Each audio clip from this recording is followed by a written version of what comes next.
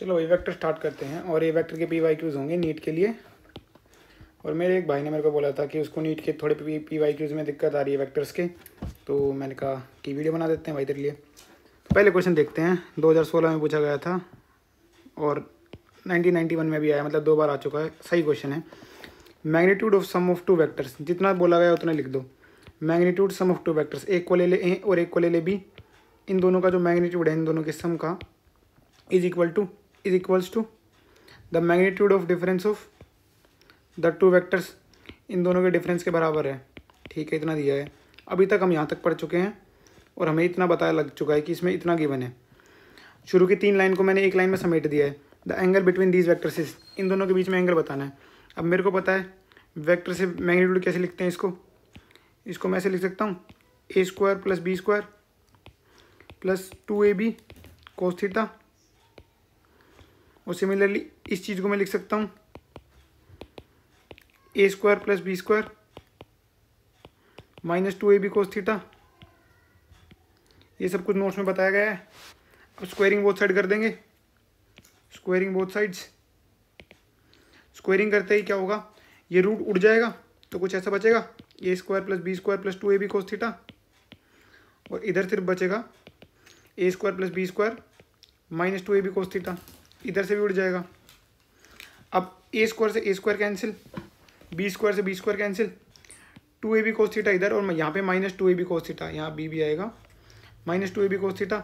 इसको इधर ले आऊँ, 4ab cos theta is equal to 0। अब ऐसा कब होगा, अब उसने बोला है कि इन दोनों के बीच में एंगल क्या होगा, मतलब कोस theta is the angle between the vectors. Cos theta अगर 0 है, इसका मतलब कोस थीटा 0 कब होता है, कोस थीटा 0 होता है π/2 पे। ये कोस एक्स का ग्राफ है, ये π/2 पे 0 होता है। π/2 मतलब 90 डिग्री, तो 90 डिग्री इसका आंसर आ जाएगा, ऑप्शन नंबर ए। चलो आगे वाला क्वेश्चन करते हैं। अब इस वाले क्वेश्चन को देखते ही एक आम बच्चा जो होगा वो डर जाएगा, क्योंकि बहुत ही अजीब सा दे रखा है। A is equal to cos omega t plus iota sine omega t j cap, B is equal to cos omega t by 2 I cap plus sine omega t by 2 j cap are functions of time. मतलब एक बहुत ही मुश्किल सा question लग रहा है, और ऊपर से उसने बहुत हावी वर्ड्स यूज़ कर दिए, जैसे ऑर्थोगोनल टाइप। जहाँ भी ऑर्थोगोनल वर्ड दिखे वहाँ का एक ही मतलब है, ये दोनों वेक्टर्स एक टाइप से परपेंडिकुलर हैं। इसमें बस यही बोलना चाह रहा है, ऑर्थोगोनल से इसका तात्पर्य बस यही है। और हमें पता है जब भी कोई भी 2 वेक्टर्स परपेंडिकुलर होंगे, इसका मतलब डॉट प्रोडक्ट 0 कर दो बस। अगर ये कॉन्सेप्ट पता है तो बहुत अच्छी बात है, वरना नोट्स में ऐड कर लो, डॉट प्रोडक्ट 0। 2 वेक्टर परपेंडिकुलर बोले डॉट प्रोडक्ट 0 कर दो, मतलब ए वेक्टर का डॉट बी वेक्टर के साथ 0 कर देना है। इस सवाल में बस इतना ही है और कुछ है ही नहीं, बाकी सब डराने के लिए दिया गया है। तो उसको लिखते हैं भाई कोस omega T I cap plus sine omega t j cap. ये तो एक ए का डॉट बी के साथ, बी क्या है कोस omega T by 2 I cap plus sine omega T by 2 j cap. अब डॉट प्रोडक्ट सबको करना आता है, आई का आई के साथ होगा, इसकी मल्टीप्लाई मतलब इसके साथ होगी, इन दोनों को कर देंगे तो यहाँ आ जाएगा कोस ओमेगा टी बाई 2। और आई का डॉट जे के साथ तो 0 होता है, ये तो पता है क्योंकि दोनों परपेंडिकुलर है। परपेंडिकुलर का डॉट क्या होता है 0, प्लस इसका डॉट अब इसके साथ करना है sign omega t j cap का साइन ओमेगा टी, तो इसको ऐसे लिख देते हैं भाई sign omega T into sine omega T by 2। और अगर मैं अपनी यहाँ पे नज़र दौड़ाऊँ तो यहाँ पे मेरे को कुछ दिख रहा है। अगर ओमेगा टी मेरे को डरा रहा है तो मैं इसको क्यों ना थीटा ले लूँ, तो क्या मैं इसको ऐसे लिख सकता हूँ cos theta by 2 plus sine theta by 2। इससे क्या हुआ, मेरा डर खत्म हो गया और ये एक जाना पहचाना सा चेहरा बन गया। ये कोस है कोस बी प्लस साइन है साइन बी, इसको क्या लिख सकते हैं कोस ए माइनस बी। कोस ए क्या है ये थीटा, और थीटा माइनस थीटा बाई 2, ये कितना हो जाएगा कोस थीटा बाई 2। इसका मतलब ये कितना हो गया कोस ओमेगा टी बाई 2। और ये जो है वो इन दोनों का डॉट जो है वो 0 होना चाहिए, 0 होना चाहिए। ये 0 के इक्वल है, ये 0 0 0 0, कोस ओमेगा टी बाई 2 0 के इक्वल आ गया। ऐसा कब होता है, अब इसको थोड़ा ऊपर कर दे रहा हूँ, कोस ओमेगा टी बाई 2 जो है वो 0 के इक्वल आ गया, मतलब omega T by 2 is equal to pi by 2 के इक्वल आ गया। 2 से 2 मर गया, टी कितना आ गया पाई बाई ओमेगा। बस यही पूछा गया था यार सवाल में। देखो डरना नहीं है सवाल को देख के, बहुत ही आसान सवाल था और AIPMT में पूछा गया था। ऑर्थोगोनल से मतलब है A डॉट B जीरो करना है, परपेंडिकुलर जहाँ भी आ जाए डॉट प्रोडक्ट जीरो करना है। और इन चेहरों से अगर आप डर, जैसे ओमेगा टी से डर गए हम लोग, तो इसको लेट कर लो थीटा, ओमेगा टी को थीटा लेट कर लेंगे तो जल्दी हो जाएगा। बस यही था। चलो अगले क्वेश्चन पे देखते हैं। ये वाला क्वेश्चन बोल रहा है, ये बहुत ही इजी क्वेश्चन है। 6 वेक्टर दे रखे हैं A to F, have the magnitudes and direction indicated. Magnitude और डायरेक्शन दे रखा है इनका। फिर जो following statement is true, true statement बतानी है। यहाँ पे 4 स्टेटमेंट दे रखी है और उनको चेक करके बताना है कि कौन सी ट्रू है। ठीक है, तो सबसे पहले मैं, क्या आप लोगों को पता है, जैसे ये एक वेक्टर है, A वेक्टर है, इसको मैं कहीं भी पटक सकता हूँ पूरे प्लेन में। जैसे अगर ये वेक्टर यहाँ पे मैं रिप्रेजेंट कर रहा हूँ तो इस वेक्टर को मैं यहाँ पे भी लिख सकता हूँ। बस उसका मैग्नीट्यूड और डायरेक्शन सेम, मतलब उसको यहाँ से उठा के यहाँ रख सकते हैं। इतना पता होना चाहिए बस आप लोगों को। ये थोड़ा बेसिक है, वैसे ये क्वेश्चन इसके बिना भी हो जाएगा, लेकिन ये थोड़ा बेसिक था, ये पता होना चाहिए, कहीं और यूज़ हो सकता है। आप हम उस प्लेन में उठा के उस सिंगल वेक्टर को रख सकते हैं कहीं भी। तो इसमें बोल रखा है A से F तक के सारे वेक्टर दे रखे हैं और डायरेक्शन दे रखी है। वे जो फॉलोइंग ट्रू बताना है, ठीक है, कोई दिक्कत नहीं है। 4 ऑप्शन दे रखे हैं। तो पहला ऑप्शन बोल रहा है B plus C is equal to F। तो B वेक्टर कुछ ऐसा दे रखा है प्लस C वेक्टर कुछ ऐसा दे रखा है और F इज इक्वल टू में F। नहीं भाई, ये तो गलत हो गया, क्योंकि इसकी जो डायरेक्शन है F की, अगर वो ऐसे ये ना हो कि माइनस F के इक्वल होता तो हो जाता। तो फर्स्ट ऑप्शन तो गलत हो गया हमारा। अब सेकंड ऑप्शन देखते हैं, उसमें बोल रखा है D plus C is equal to F। तो D वेक्टर कुछ ऐसा दे रखा है D, C वेक्टर कुछ ऐसा दे रखा है और F वेक्टर कुछ ऐसा सा दे रखा है। ये कुछ ऐसा सा जा रहा है। अब हमें पता है इसमें भी फिर वही पंगा हो गया, F वेक्टर हमारा ऐसा होना चाहिए था, तो जो कि है नहीं, तो मतलब ये वाला ऑप्शन भी गलत हो गया। अब C ऑप्शन पे आते हैं। ये ऑप्शन था, ये भी ऑप्शन, और अब आता है C ऑप्शन। C ऑप्शन बोल रहा है D plus E is equal to F। D vector हमें कुछ ऐसा दे रखा है, E वेक्टर हमें कुछ ऐसा सा दे रखा है। हम उनको कहीं भी रख सकते हैं प्लेन में उठा के, जैसे ऐसा नहीं है, जैसे ऐसा नहीं है कि यहाँ पे D ऐसे था E ऐसे था, तो इसमें ऐसे ही सोचना है। हम उसको कहीं भी रख सकते हैं, मतलब प्लेन में उठा के, जैसे मैंने यहाँ पे रखा ना, इसमें हम ऐसे रख कर सकते हैं बहुत ही आसानी से। इज इक्वल टू में F। अब F वेक्टर देखते हैं, वो कुछ ऐसा सा दे रखा है। अब अगर इसमें इसको बहुत ध्यान से देखूँ तो ये हमारा पैरेललोग्राम लो फैक्टर बन गया एक टाइप से। तो आप कहोगे भैया कैसे? इसको अगर मैं बहुत ध्यान से देखूँ तो एक वेक्टर ऐसे है, एक वेक्टर ऐसे है, और ये जो इनका जो सम होगा वो D वेक्टर इसको रिप्रेजेंट कर रहा है। तो ये ऑप्शन तो सही चला गया। अब D ऑप्शन भी चेक कर लेते हैं, हालांकि हमारे पास सही आंसर आ चुका है, D plus E is equal to F। B plus E is equal to F पूछ बोल रहा है वो। तो B वेक्टर ये, E वेक्टर ये और F वेक्टर कुछ ऐसा सा है। तो भाई इनका तो कोई मतलब ही नहीं है, तो बिल्कुल ही गलत हो गया। तो ये तो बिल्कुल गलत है।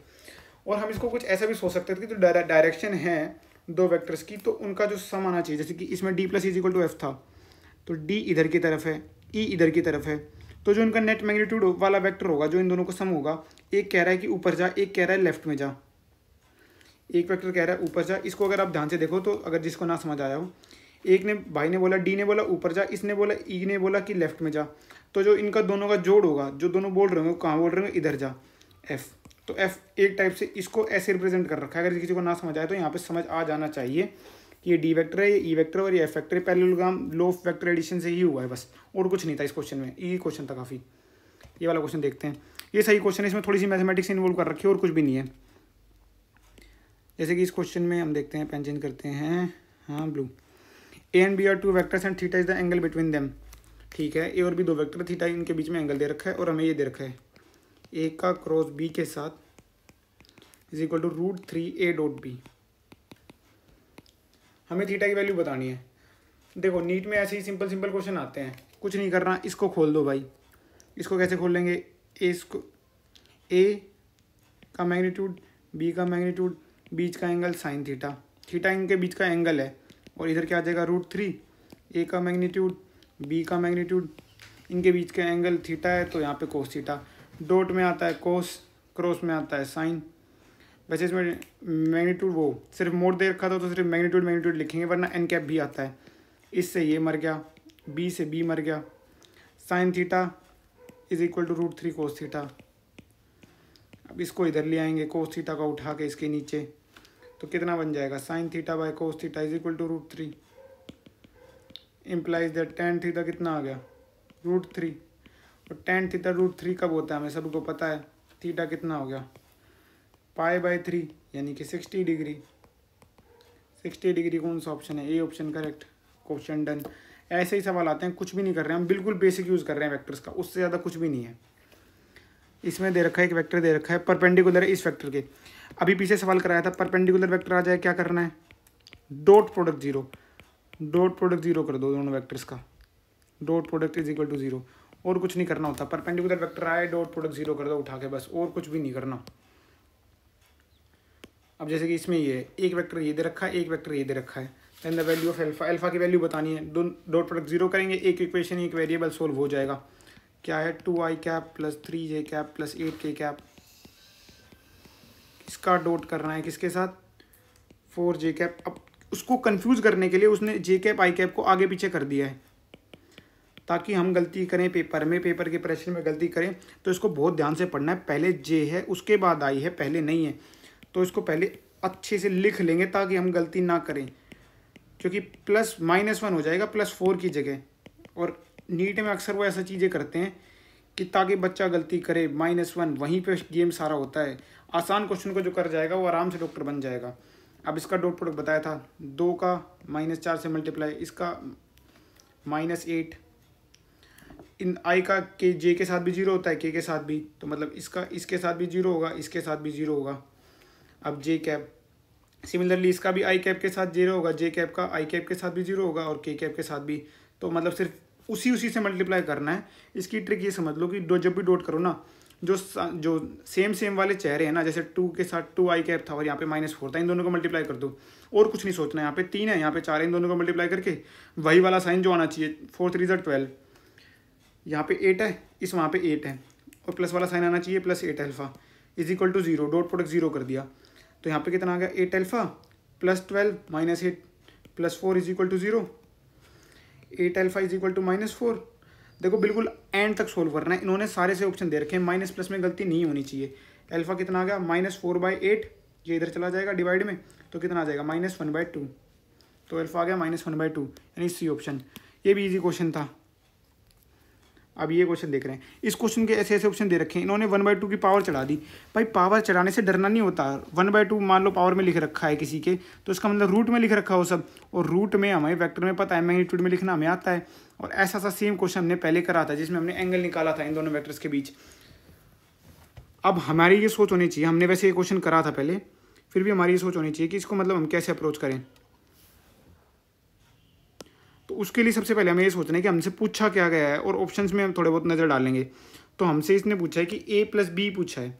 अब हमें पता है जैसे a+b इसने पूछा है हमसे, a+b हमें पता है क्या होता है, a+b इसने पूछा है, a+b कुछ नहीं होता, वो होता है √ में a² + b² + 2ab cos theta. और हम जब ऑप्शंस में नज़र डाल रहे हैं तो वो सिर्फ ए और बी की टर्म्स में है, मतलब ए और बी तो हमें अलाउड है लेकिन थीटा अलाउड नहीं है, मतलब हमें थीटा को किसी ना कुछ करके एलिमिनेट करना पड़ेगा। कोस थीटा निकाल ले हम तो हमारी बात बन जाए। अब वो कैसे हो, यहाँ पे एक इक्वेशन दी गई है, इसका हम यूज़ कर सकते हैं। वो दिया गया है हमें a cross b is equal to √3 times a.b। अब ये पीछे हमने सोल्व करा था वैसे, अगर आपको याद हो तो, मैं जैसे याद है कि tan थीटा इसमें √3 आ जाता है, पर हम इसको दोबारा सोल्व कर देते हैं। तो इसको तो हमें पता है कैसे लिख सकते हैं, a/b sin थीटा, मैग्नीट्यूड के साथ है वो, ये अंडरस्टूड है, और यहाँ पे लिख देंगे √3 a/b cos थीटा। क्रॉस में आता है साइन, डॉट में आता है कोस, a से a मर जाएगा, b से b मर जाएगा, tan theta is equal to √3 आ जाएगा, वो मैंने बता दिया था याद है। तो यहाँ से थीटा आ जाएगा π/3 या फिर 60 डिग्री। और हमें यहाँ पे पूछा गया कोस थीटा को एलिमिनेट करना है, तो मतलब कोस 60 डिग्री की वैल्यू क्या होती है, ये सभी को याद होनी चाहिए, 1/2। कोस 60 डिग्री आ गया 1/2। अब इस वाले में पुट कर देंगे बस, तो a+b कितना आ जाएगा, a+b आ जाएगा √ में a² + b² + 2ab, और cos थीटा की जगह रख देंगे 1/2, तो इससे ये मर जाएगा। तो यहाँ पे आ जाएगा a² + b² + ab का रूट, या फिर उसकी पावर 1/2 लिख लें तो सेम बात है। तो इसको ये भी एक इसी क्वेश्चन था। तो देखो नीट में वेक्टर्स के इजी क्वेश्चन आ रहे हैं, +4 मार्क्स आप गारंटेड कर सकते हो अपने नीट के पेपर में, इसको बस ध्यान से कर जाना। अब ये क्या पूछ रखा है, ये क्वेश्चन पढ़ते हैं। इसके ऑप्शन थोड़े थ्योरेटिकल टाइप क्वेश्चन है, मतलब कि हमारी थ्योरी को चेक कर रहा है। The vector sum of two forces is perpendicular to their vector differences. Okay, अब इसमें बहुत ध्यान से हर चीज़ को जो इतना बोला जाए ना उतना लिखते जाओ। The vector sum of two forces, मतलब कि हम दो फोर्स ले लेते हैं, एक ए नाम दे देते हैं एक फोर्स वेक्टर को, एक को नाम दे देते हैं बी। इनका जो वेक्टर सम है ए प्लस बी, अच्छा ये इनका वेक्टर सम है, ठीक है। इसने आगे क्या बोला, हमने बस पहली लाइन पढ़ी है, the vector sum of two forces is perpendicular to their vector differences. अच्छा, वेक्टर डिफरेंस हमें पता है ए माइनस बी। ओके, तो अब ये क्या बोल रहा है कि ए प्लस बी जो है, ए प्लस बी जो है is perpendicular to A minus B. अच्छा ठीक है, हमें पता है अभी नीट के PYQs में अगर हम थोड़ी ना भी पढ़ी हो तो भी हमें पता है कि जब भी परपेंडिकुलर वर्ड आए तो हमें क्या करना है, dot product, dot product is equal to 0, वहीं से कुछ ना कुछ हो जाएगा। अच्छा, इसने आगे क्या बोला है, in that case the forces, उसने बोला है उस केस में फोर्सेज क्या होंगी। अब उसमें हम पहले डॉट प्रोडक्ट 0 कर लेते हैं, उसके बाद हमें पता लग जाएगा ये जो फोर्सेज हैं वो क्या होंगी। मतलब कि ए प्लस बी का जो डॉट होगा ए माइनस बी के साथ वो 0 हो जाएगा। अब इसका डॉट प्रोडक्ट आपको पता होना चाहिए कि अगर ऐसा ये प्रॉपर्टी है तो इसको सीधा डायरेक्ट लिख सकते हैं हम कि A square minus B square is equal to 0, और इससे आ जाएगा A square is equal to B square. ये डायरेक्ट प्रॉपर्टी है, जैसे हमारा A plus B A minus B होता है ना मैथ्स में, A square minus B square, तो डॉट प्रोडक्ट में भी वो डायरेक्ट ये हो जाता है। इसका डेरिवेशन भी आप बहुत इजीली कर सकते हो, और A square is equal to B square आ गया, तो मतलब इनका जो मोड होगा वो भी इक्वल होगा। इससे मैं कंक्लूजन निकाल सकता हूँ इस वाले स्टेप से, मतलब इनका जो मैग्नीट्यूड है वो इक्वल होगा। D option, are equal to each other, ये ऑप्शन में बच्चा फंस सकता है, क्या ये दोनों इक्वल हैं? भाई इन दोनों का मैग्नीट्यूड इक्वल है, डायरेक्शन इक्वल नहीं है, तो डायरेक्शन के बारे में हम कुछ बोल नहीं सकते, मैग्नीट्यूड के बारे में बोल सकते हैं। D option, can not be predicted, नहीं, हम मैग्नीट्यूड तो प्रेडिक्ट कर सकते हैं, डायरेक्शन प्रेडिक्ट नहीं कर सकते, तो ये भी गलत। Are not equal to each other, नहीं इक्वल हैं तो ये तो गलत होगा। ये तो सेवन्थ क्वेश्चन भी डन हो गया। बहुत ईजी है, बस जितना बताया जाए उसको लिखो, उसको फॉलो करो और आगे बढ़ो। अब ये क्वेश्चन देखते हैं, इसके जो ऑप्शंस देखते हैं तो बहुत ही डर सा लग रहा है, लेकिन बहुत ही ईजी क्वेश्चन सही है, कुछ ज़्यादा मुश्किल नहीं है। देखते हैं क्वेश्चन में क्या पूछा गया है हमसे, ऐसा क्या पूछ लेंगे सवाल में इतना दम कहाँ जो हमें फंसा दे। If a unit vector is represented by, एक यूनिट वेक्टर बोला भाई, यूनिट वेक्टर जहाँ वर्ड आ जाए सभी को पता है क्या करना होता है। यूनिट वेक्टर का मतलब है कि जिसका मैग्नीट्यूड 1 हो, मैग्नीट्यूड 1 हो उसको कहते हैं यूनिट वेक्टर। मतलब कि कुछ नहीं करना, इसका मैग्नीट्यूड 1 के इक्वल रखना है और कुछ भी नहीं करना। और मैं ऐसा नहीं है कि सिर्फ इजी क्वेश्चन करा रहा हूँ, मैं तो एक स्टैंडर्ड बुक ली थी, उसके जो जितने भी वेक्टर के क्वेश्चन थे सारे करा रहा हूँ। अब क्वेश्चन ही ईजी है तो उसमें हम क्या कर सकते हैं, एक यूनिट वेक्टर है जिसका यूनिट वेक्टर का तो मैग्नीट्यूड होता ही 1 है, तो हमें सी की वैल्यू बतानी है क्या होगी। तो इसका मतलब क्या हुआ, एक वेक्टर का मैग्नीट्यूड आपको पता होगा कैसे लिखते हैं, इसका स्क्वायर प्लस इसका स्क्वायर प्लस इसका स्क्वायर और उस पूरे पर रूट लगा देंगे, इज इक्वल टू 1 कर देंगे। मतलब कि 0.5 का स्क्वायर आई कैप वाले के साथ वाले का स्क्वायर प्लस जे कैप वाले के साथ वाले का स्क्वायर प्लस के कैप वाले के साथ वाले का स्क्वायर का under root is equal to 1। अब अगर यहाँ पे स्क्वायरिंग बोथ साइड कर देंगे तो इधर का रूट हट जाएगा और इधर कुछ फर्क नहीं पड़ेगा, तो यहाँ बन जाएगा 0.5 का स्क्वायर प्लस 0.8 का square plus C square is equal to 1। अब हमें पता है 5 का स्क्वायर 25 होता है, तो 0.5 का स्क्वायर हो जाएगा 0.25 प्लस 8 का स्क्वायर 64 होता है, तो 0.8 का स्क्वायर हो जाएगा 0.64 plus C square is equal to 1। यहाँ से साफ साफ दिख रहा है कि सी स्क्वायर आ जाएगा 1 माइनस 0.64 करेंगे तो 0.36 बचता है, और 0.36 में से जब 0.25 माइनस करेंगे तो बचता है 5 और 6 11, यानी कि 0.11। तो सी हमें डायरेक्ट दिख रहा है अंडर रूट में 0.11 आ जाएगा। ये कैलकुलेशन थी, इसके बाद ये वाला जो स्टेप था डायरेक्ट कैलकुलेशन थी। अब कैलकुलेशन तो बहुत ईजी थी और ज़्यादा मुश्किल नहीं थी। 0.11 वो सिर्फ एक ही ऑप्शन में है, और इसको वैसे भी दिख जाता है बिना कैलकुलेशन के भी कि 64 जब 1 माइनस 64 करेंगे तो 0.36 आएगा, उसका रूट कुछ होगा, तो उससे छोटा सिर्फ यही था, ये भी था, ये काफ़ी ज़्यादा छोटा था, ये तो हो नहीं सकता। मतलब ऐसे भी ऑप्शन एलिमिनेट कर सकते हो आप पेपर में। तो ये वाला क्वेश्चन तो बहुत ही ईजी क्वेश्चन है, बहुत ही ज़्यादा ईजी। इसमें पूछा है कि which the following is not a vector quantity. Note के ऊपर हाईलाइट करना, नोट बोला है। बच्चे गलती करते हैं, नोट नहीं देखते, उसके बाद फिर पेपर में कर देते हैं सारा गड़बड़। नोट अ वेक्टर क्वांटिटी पूछा है।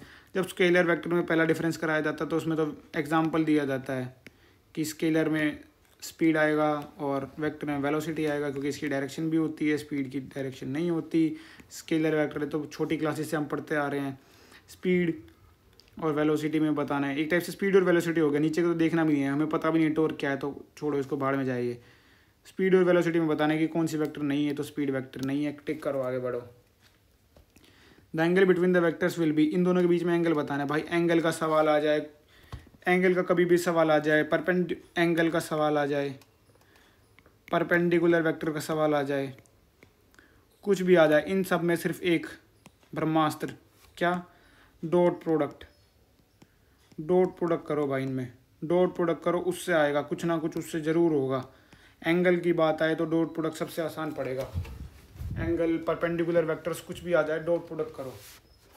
तो आपको ये तो पता होगा कि ए का डॉट बी के साथ अगर मैं करता हूँ तो वो होता है ए का मैग्नीट्यूड बी का मैग्नीट्यूड इंटू कोस थीटा।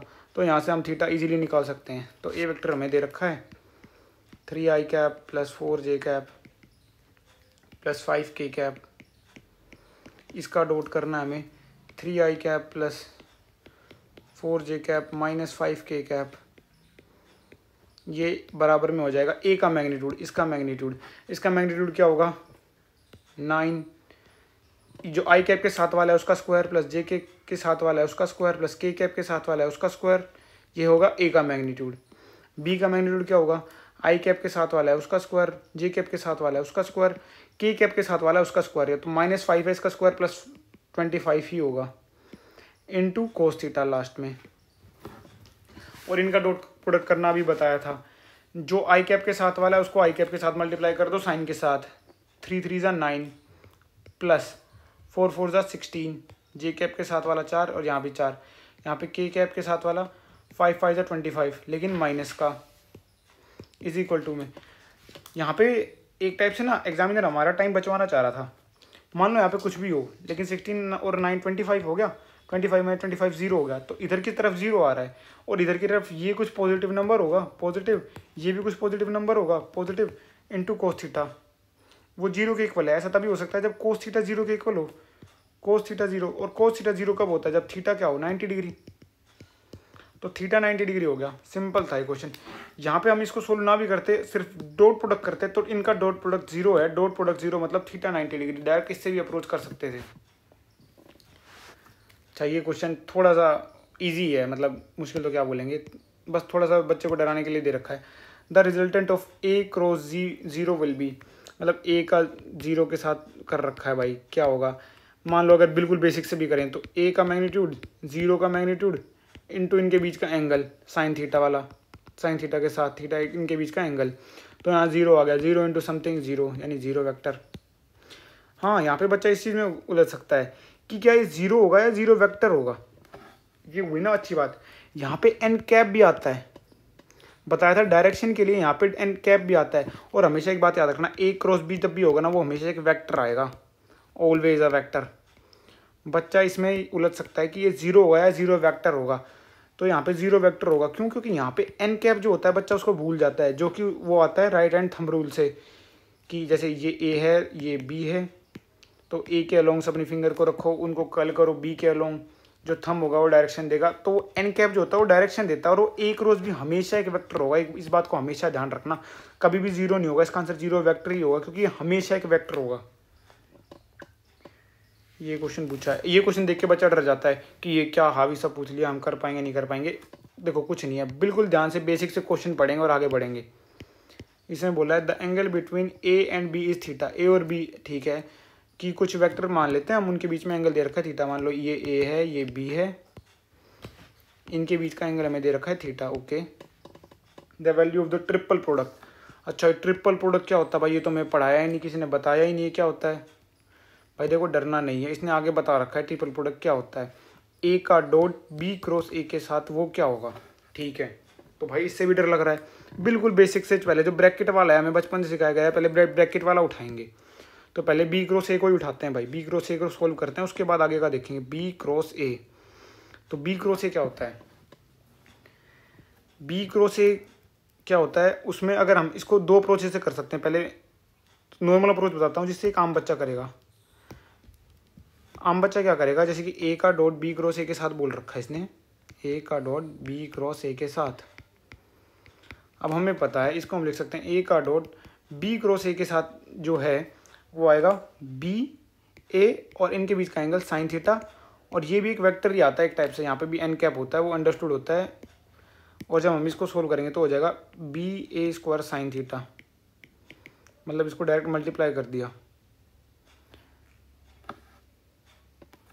है ना। ये अगर आप ऐसा करोगे तो ये हो कर दोगे गलत।